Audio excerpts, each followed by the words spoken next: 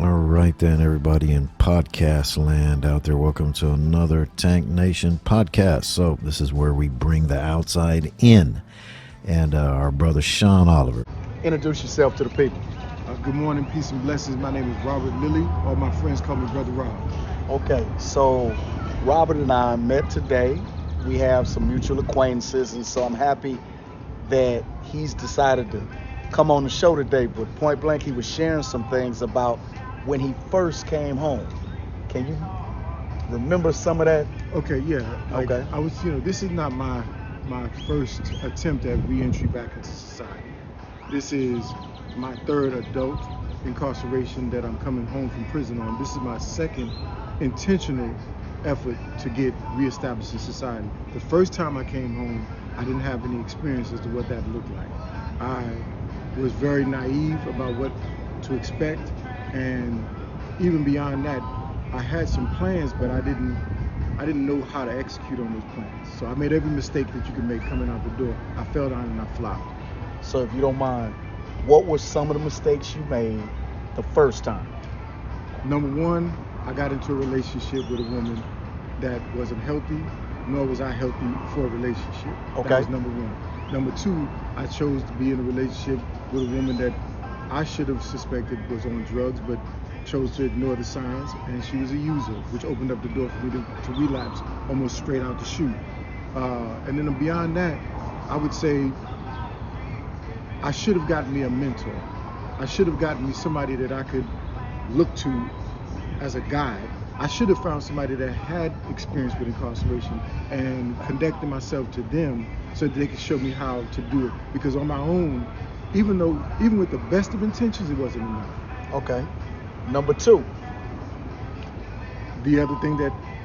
No, that was the first time you got out. Okay, the second time. Okay. Now, this is the second time. This is the second time that I've been intentional about re-entering. The first time that I went away and came home, I had no real clue about even what I was doing. I was in federal prison. I spent 8 years in federal prison, and it took me 5 years just to stop being angry. Around year 6, I'm telling myself I'm gonna make a plan to go home. Year 6 comes, no plan. Year 7 comes, no plan. Year 8 comes, I tell myself next year, still no plan. By year 9, I have no plan. I'm getting released. I came home. I remember the first interview I went on, I got cotton mouth. I didn't know if I was being liked by the person that was speaking to me. I was totally caught off guard. So that was the first time. Okay. The second time is what I just described to you. The third time is now. And it's with those two prior experiences, to my credit, that I'm making all the decisions that I make now, because I've got some experience, and the experience makes the difference. I don't always know what the right way is, but I've done the wrong way so many times, I can look at the wrong way and see it, be like, that's not the right way. So even if I don't know what the right way is, I know what the wrong way is, and I can pause and look for the right answer. The reason that this interview right here, there's a little something in it because you're a very articulate man. And what I found with my peers, and just like me, when we think we know, meaning we're gonna make the plans, we're gonna do this, we're gonna do this, and although I never said it, I had quite a few homeboys, man, I ain't gonna be like them. And what they're saying is, I'm so smart, I'm not gonna come back to prison. But sometimes, if not all the time, you can be so smart that you don't know what you don't know.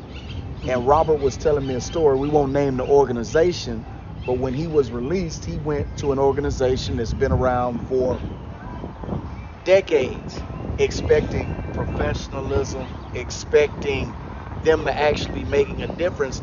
And when he went to the meeting, what did you see? I mean, I saw men that were men in their most rudimentary and broken sense. I mean, these were men that had jealousies, had rivalries, they had prejudices, they had their own quirks and issues.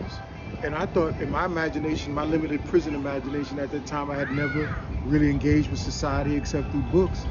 I thought surely professional people conduct themselves professionally. But the truth is, people are people. And just because somebody wears a title doesn't mean they're going to be exempt from their humanity. They can be just as broken as the next man. And so for me, seeing that, I didn't know how to respond to it. And in the beginning, it was a big turnoff. And so I pulled myself away not realizing, Robert, there's no place that you're going to go and you're not going to see something that represents this in this moment. And it's taken me some time, some more maturity, growing into my own identity and realizing, you know what, it's not the space that I go into, but it's me in the space. So I've got to be able to bring my weather with me, like Stephen Covey says. Okay. You know, bring your weather with you. If it's raining outside, if it's raining in the meeting, I'm bringing my sunshine. I'm not going to let other people dictate my inner disposition. I'm not going to let them tell me, verbally or non-verbally, how to conduct or be myself. You might have issues with this person, you might have issues with that person. I don't have to have those issues. And I can still be your friend, and I can still be your friend. And that's no different than the stuff that we see in prison. I could be kicking it with this brother over here and kicking it with that brother over there. As long as I'm not in y'all's mess, I mean, you know, that's y'all stuff. I like you for certain reasons, and I like you for certain reasons. I don't have to become what you want me to be or what you want me to be. How did you get to that place? Because what I'm hearing, and I always say this, it's we brothers, although we're released, you're still our peers. Young ladies, older ladies, you're still our peers. And something that I've realized, that I've heard this gentleman realize, is humble yourself. You and I, no matter what we may accomplish, no matter what you may have, you're not better in the sense of you don't do any wrong. You're not better in the sense of you have a different mindset than everybody around us. We're different, but we're not better than anybody. And somebody might not like when I say that, but that's one of the problems that I saw in prison, is that a lot of people think that they're better than the next person. But when I really examine me, I'm speaking about me. When I look in the mirror, I might not do this, I might not do that, but anything that I do, if I'm attempting to escape it or overcome it, that's the same credit that I give to the next man. I constantly say this: we judge others often by their actions, but ourselves by our intentions.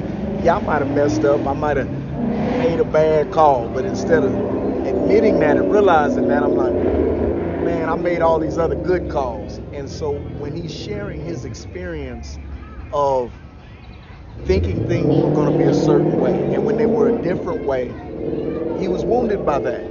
I'm saying admit that if you don't went to church, admit that if you went to this particular dorm where your friends were, and when you got there it seems like you're not accepted like they're accepted. You've got to understand, everybody sees through their own perspectives. You saw yourself coming into a new situation and fitting in. People who are already there saw you as an outsider coming in, and that just means more mouths to feed. But that's just what I was hearing. I want to say, I didn't say this in the beginning, but I want to say thank you for this opportunity. Because I sat in those prisons, and I remember getting my tablet, and I remember figuring out what I was going to do with this tablet. And I came across these podcasts, and I said to myself, this is gold. You know, to be able to hear another person's lived experience, to be able to take in what they're experiencing on the ground. You don't have to be a professional to have experience. You just have to be honest to share your experience. And so to be able to speak to myself, that's basically what I'm speaking to. I'm speaking to the brother that's laying in the bunk, thinking about what tomorrow's going to bring for him. He's got 2 months to get released. He's got 6 months to get released. He's getting ready to go to the program. This is an opportunity for me to tell you some of the things that I've experienced. And so I value this. And what I liked about what you said about the humility, you asked me how did I get to where I was at. I asked myself in mind, what was that got me there? And I tell you, it was my values. Now, at the time, I didn't know what a value was. But later on, when I evaluated what I was doing, I was basically asking myself, how important is it for me to belong or not belong? What do I value? Do I value my isolation and separation? Or do I value my participation and inclusion? I realized that to be a part of these societies, these groups, these fraternities, these organizations, these people that were going somewhere with their lives, that was more beneficial to me than me continuing to relapse, than me continue to go back to the gutter and, you know, lick my wounds, so to speak. That's not helping me. And what was keeping me doing that was my fear that I didn't belong, or my fear, or my assessment that these people didn't understand me, or maybe I am more developed than they are, because I've experienced some things in prison. Maybe they should be more advanced than what they are, and judging them and pushing them away. The reality is, again, people are people, and there's no such thing as a perfect human being. We're perfectly flawed, and I've got to learn how to acknowledge my own flaws and embrace that, and begin whatever process I need to begin to heal. And I got to leave room for other people to be exactly where they're at, until that moment comes where they realize, you know, this is not the person I want to be. That doesn't mean I don't protect myself. That doesn't mean that I don't position myself so that I'm not wounded any further by somebody. That's true. But I have to balance it out to the extent that, am I stepping away and hurting myself? Is this pulling too far back? Because alone, I'm a danger to myself. A friend of years ago told me, Robert, your mind is like my mind. I said, what do you mean by that, Mr. Stevens? He said, it's like a bad neighborhood. You don't want to go there by yourself, man. And I don't want to be in my head by myself, man. And when he shares that, the thought that comes to my mind, I asked some young boys. I'll go to the not boys home, but basically, they locked up and they're young. And I asked them a question. I say, how many of you guys don't want to be bothered with other people? And they all like, yeah. And I said, okay. And the idea behind that is, man, when I'm involved with people, the more people I'm involved with, the more problems I have to deal with. And that's correct. Well, I gave them a scripture in Proverbs where it basically says, if you see an ox pen, an ox is like a big cow, OX. If you see an ox pen and it's clean, some people might be happy about that. But it's going to be other people, when they see an ox pen and it's clean, that they broke. My man might have got that. Some other people might have not got that. For me to get the ox to work, to be able to till the land, to be able to provide for my family, I need to put the ox in the pen. When I put the ox in the pen, the ox needs to be cleaned up after, because he's going to boo-boo and do all kind of stuff. So you deal with the problems of cleaning the ox pen so that you can reap the results and the benefits of having an ox. When you don't want to deal with the messiness of people, when you don't want to deal with the different personalities of people, you want your serenity, you want your peace all by yourself. Just know you don't get the benefits of people, of outside counsel besides yourself, of comfort, of fellowship, without the problems. And there's so many people that say that, man, I don't want to be bothered with nobody. I don't have a problem with that statement, but realize what you're going to miss out on, and realize that it's not worth being alone if you're missing out on the benefit of being better. I'll say this here, no man or woman is an island unto themselves. And to the degree that we learn that lesson, it's my humble opinion that we'd be benefited, because we all need somebody if we're honest with ourselves. And I'm in a relationship, and I have a lovely woman that's by my side. She'll acknowledge she's not perfect, and I'll accept that she's not perfect. I'd rather have her companionship in her imperfection than to be alone in my isolation. To have her by my side, the joy that I get from her presence in my life, her rubbing my back, her scrubbing my back when I'm showering, or something to that degree, it outweighs, or it counterbalances, the sloppiness of maybe having a bad day and I've got to help her lick her wounds, right? I mean, that's just part of life, man. If I can't have a garden without the rain. I can't have the ocean without the storm. I mean, I can't have joy without sadness. That's just the rhythm of life. And so, for me too, kind of, speaking back to how did I get to this place, it was establishing an awareness of my own emotional identity. All my life I used drugs, and I was covering emotions I didn't know what to do. I didn't even know why I had emotions. I just was feeling things, not understanding what I'm feeling, and I didn't want to feel it because it was making me afraid, so I put alcohol and drugs on top of it. And I realized one day, I asked myself, this many years ago, one of my significant relapses that was that moment of clarity, right? It wasn't the one that tipped the scales in my favor to get recovery, but it was a part of that process, right? That incremental God experience, right? So I remember asking myself, why do I keep going to the crack house to get counseling? And I heard that little voice that some people may call the spirit. I don't care what you call it. I just know it was real for me.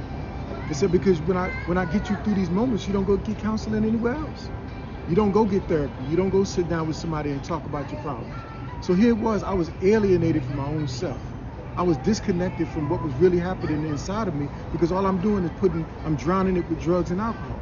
So the moment I decided to stop that, of course I was incarcerated, but I still made a decision not to use, because you can access that stuff in there. I didn't want to do it, right?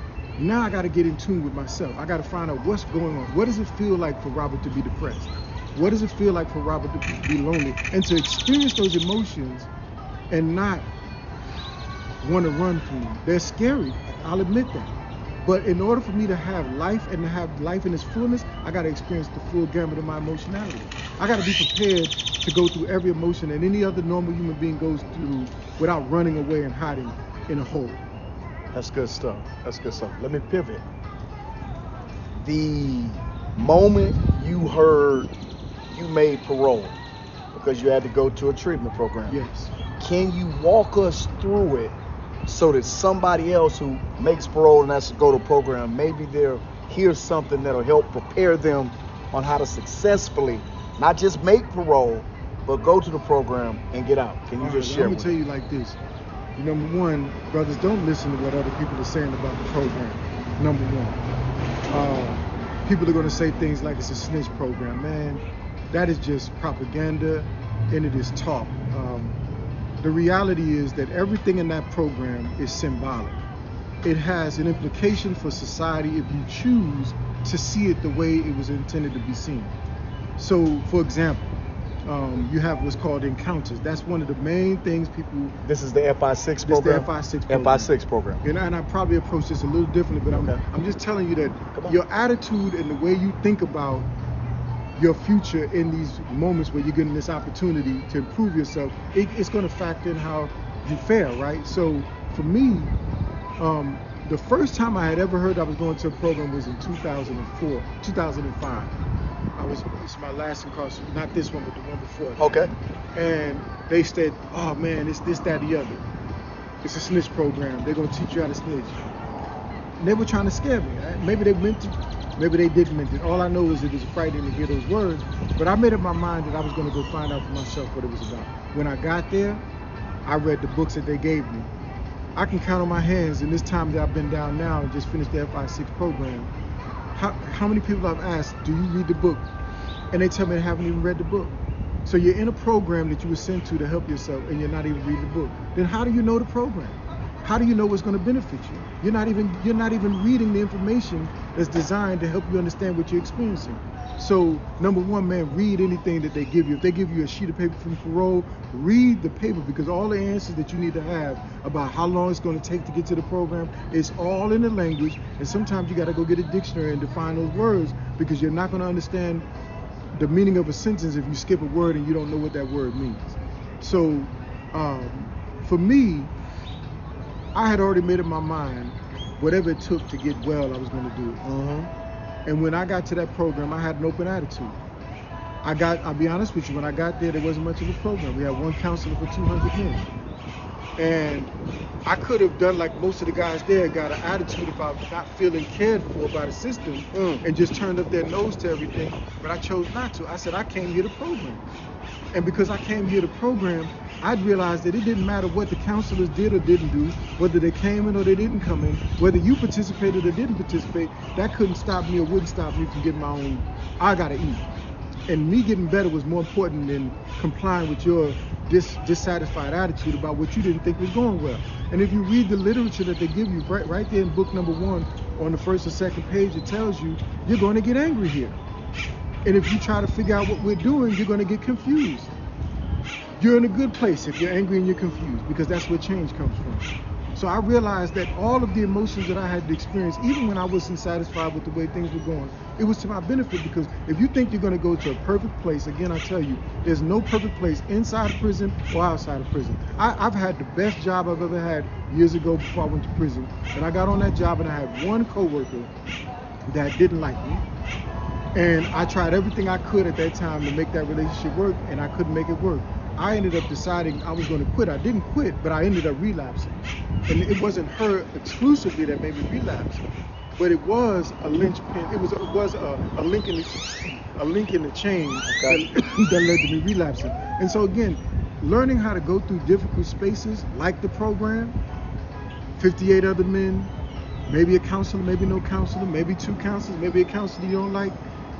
All of that can be used to prepare me for the society, because everything that I believe I experienced in there is what I'm going to experience out here in some form or fashion. That's a small testing ground for the big testing ground out here. Good stuff, good stuff. Is there any questions you have for me? That's it. Thank you for the opportunity. I would say, 27 years incarcerated. Coming home and not being shallow, but having a heart for community, where did that come from, man? Caring about the people while I was there.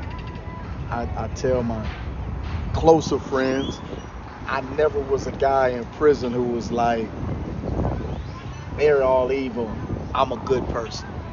I was evil. That's why I went to prison. And so when I looked at other people, I believed that the change that God made in me, he could make it in the next person. Now, whether or not they received that, I understood it, because before that, I didn't want God. Before that, I chose things and people ahead of God. And so when people would choose things or people ahead of God, I never looked at them differently. And so I never thought prison had to be a bad place. My first mentality when I found out I was going to go to prison was, oh, they're gonna like me. I'm going to like prison. I don't have a problem being physical. I don't have a problem with my conversation. And they say that they have women. But then Christ came into my life before I got there, and the things I wanted to do and the heartlessness that I had, it wasn't there anymore. And so I genuinely care about my peers. And so that's why even when we sat down, I always refer to my peers, those who have been released as well as those who are still there, because I'm free, but that experience of incarceration impacted me to a point to where I thought about, if we don't help each other, who else is going to help us?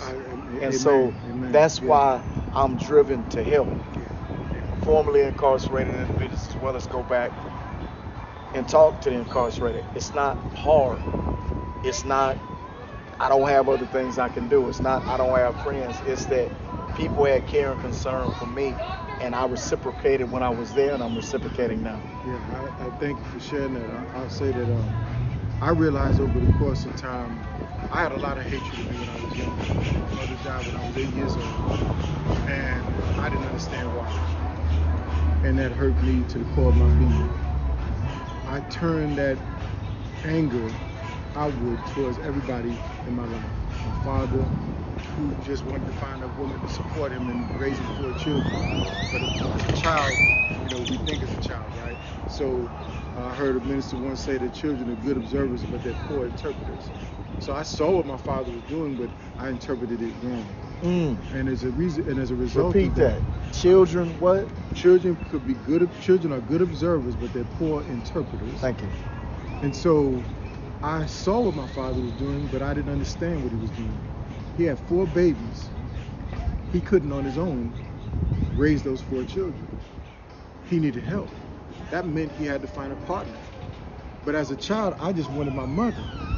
And if I couldn't have my mother, I just wanted my father. But my father couldn't give me himself in the way that I wanted him, because he had to support us.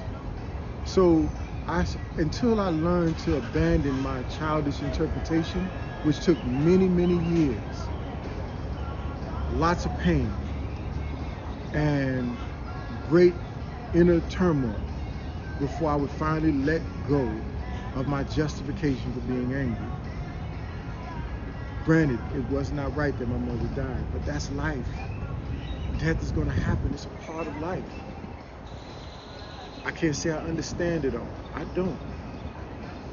But I know today that if she had not died, maybe the heart that I have today, the compassion that I have for people that have suffered like I've suffered as a result of early trauma in my life, perhaps I wouldn't feel the way I feel for people. In the same way that I hear you speaking about your love for others, I think that mine is grown out of what I've experienced in the way of suffering. It's definitely. I told my mother something one time. She said, I worry about you. I said, what you worried about? And she said, I'm worried about how people going to look at you because you've been incarcerated. And I say, Mom, this one thing I done found out. I say, if you good at something, people overlook a whole lot of stuff. And I said, God is good and he lives in me. So I'm confident that whatever he can do through me, that's going to make a way. And the reason that I shared that was she had that concern. And there's some people watching this, you may have a concern. Are you going to be accepted? And I hope that if there's something that you discovered, that first of all, you need to learn how to accept yourself. I'm not speaking at you. I'm saying I had to learn. My brother had to learn.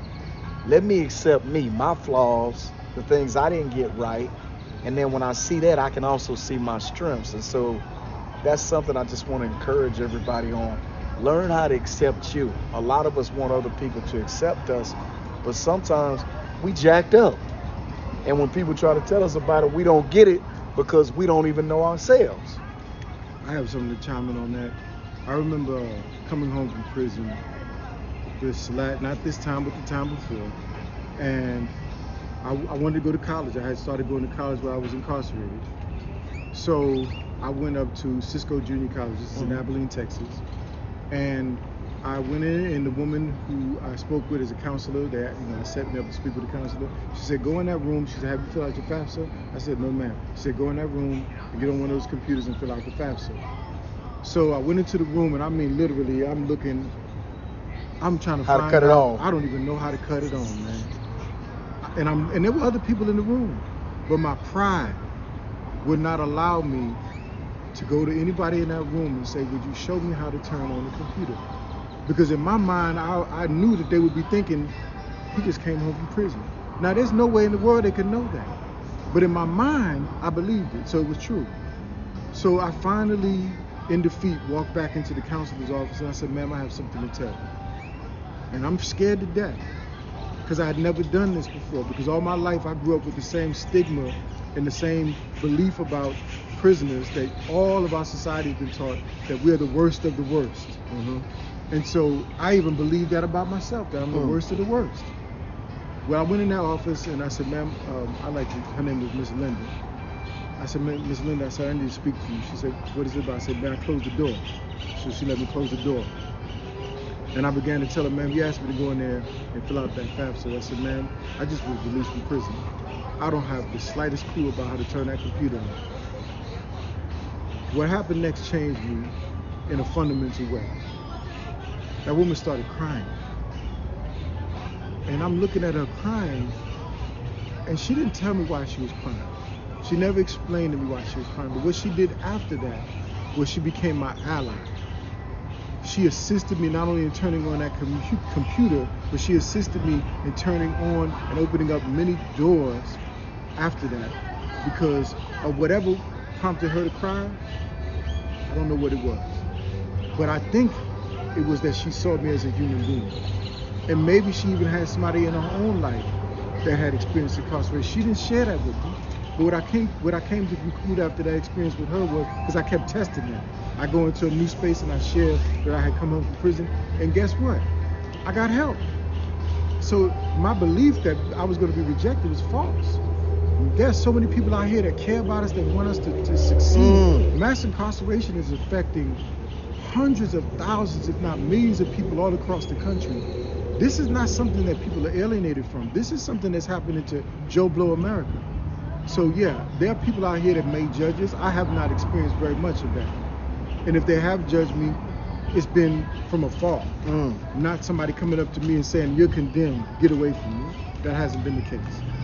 He's perfectly right. And if you are rejected, take away from what we're saying, that it's going to be far more people who accept you. Anything in closing? I want to tell you, brothers, man, I've had a couple of fellas that have told me since coming home from prison, they don't have their ID, even though they've gone to reentry and they've talked to reentry about getting their IDs. Brothers, that could be a major setback when you come home. Get on top of getting your documentation because you can't work without it. If you're on a monitor, like one of my friends that doesn't have his ID, you're going to have limited hours throughout the day to travel about and do business like that. It could be a setup for a relapse, or it could be a setup for criminal actions. My encouragement to you now, I would ask brothers to make plans when they were in prison. They would look at me and say, well, plans don't always go as you wish for them to go. True that that's the case, but that doesn't matter.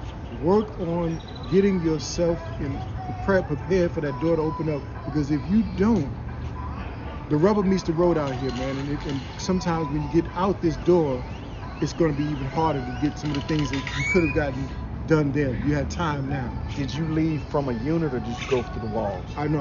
I left from the GIS unit. Okay, so you left from the GIS unit. I was just down there. Yeah, that's what I told you. Remember I told you on the phone. Okay. Yeah, Miss Morris. Okay. Miss Morris. Yes. Yes.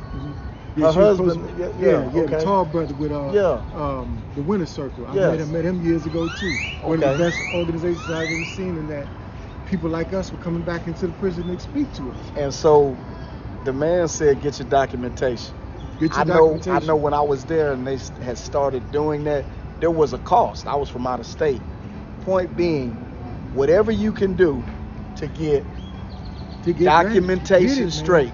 Get it. Your social security card, your birth certificate, and the ID. And here's what's happening. We're just telling you straight up. That ID is not going to be good for much, but it is good for you to be able to use that to get something that you need.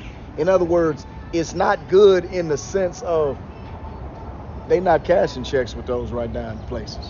There may be one, but it's not. But you can use that ID to get another ID, a regular state ID, even before your license. And with COVID, stuff is still bagged up to whatever you can pay. If you have to pay to get it, because it's going to allow you to hit the ground running. Anything else that stands out in your mind right when you get out that they need to get ready for? I would tell these brothers, man, there's a difference between time in prison and time outside. In prison, I looked at time as my enemy, but time doesn't change. I can't make it go faster and I can't make it go slower. Out here, I have to learn how to manage it, to master it, to use it well. Show up on time for your appointments. If you can't be there, make calls, but be prepared to be responsible, because this world has little room, little tolerance for somebody that doesn't show a certain degree of willingness. They don't expect you to be perfect, but you've got to show earnest effort, man. Do what you can. Do what you can. Because I was on a GPS monitor where you may have to jump hurdle after hurdle. Jump those hurdles. Do it. Because it's not where you start, it's where you end. But to get to a good ending, you're going to have to put in some work. So I appreciate your time today. I'm looking forward to having you back. Yes, sir. Y'all have a good time. Bless you, man. Trying to remember right now. Shout out all these different units I'm going to. The GIS unit. Yeah. Let us send a shout out to anybody on the GIS unit you want to send a shout out to. Let me just tell you, man, I want to say to Mark Bell, love you, my brother. I want to say to Peter Iskander, you're a beautiful little student, man. You have so much potential. I believe that you're going to be a gift to this society. And all the other brothers that dream of doing something noble in this community, you can do it, man. The opportunities abound out here. Come on home and be a part of the solution and not a part of the problem. And the reason I started doing shouts out, when I went to these SEGs and different places, they like, man. And my brother Conrad Lilly, man, at the Gib Lewis unit, man. I can't forget Conrad. Garrett, for 18 years, man. Garrett Cushenberry, wherever you at, shout out to you. Point being, Kevin Menifee. We are recognizing by name, and I'm giving the guests opportunity just to know, because we know we haven't forgotten different people. No. But when different people hear their names, and if we didn't name you, it's coming around. If we didn't name you, when you get out, contact me, we'll do an interview. So you have a great day, all right? God bless y'all. Bless you, my brothers. Peace. Tank Nation Conversations, promoting change through change. I'm Brian Collier, Executive Director, Texas Department of Criminal Justice. Blakinger. Dennis Martinez, I'm a world and U.S. skateboard champion. Hello, my name is Kevin Kempf, and I'm the Executive Director of the Correctional Leaders Association, and it's an honor. Gary Moore. Yeah, my name is Hedemias Cooper.